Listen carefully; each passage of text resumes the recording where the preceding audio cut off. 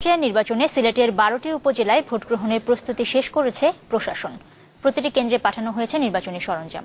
ভোটাররা উন্মুখ হয়ে আছেন পছন্দের প্রার্থীকে ভোট দিতে। সিলেট থেকে রাজু আহমেদ রুবেলের ক্যামেরায় গোজান আহমেদের রিপোর্ট।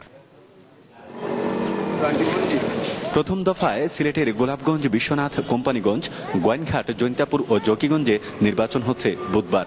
৩৫৯টি কেন্দ্রে ৭,৮৬,৭২৬ জন ভোটারদের চেয়ারম্যান পদে রায় প্রত্যাশী ২৭ জন, আর ভাইস চেয়ারম্যান পদে লড়ছেন ৪৫ জন। আছেন ভাইস চেয়ারম্যান পদে ২২ মহিলা প্রার্থীও।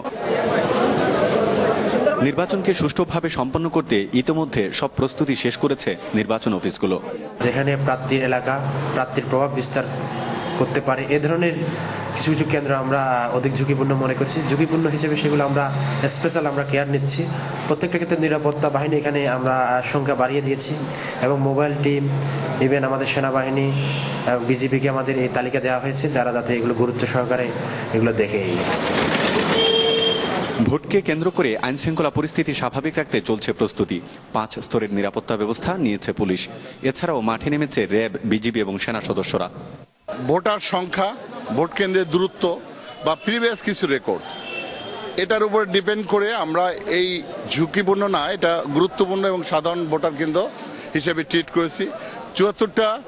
টোটাল ৭৪টা কেন্দ্রের মধ্যে আমার গুরুত্বপূর্ণ কেন্দ্র আছে 48 এবং সাধারণ কেন্দ্র আছে ২৬।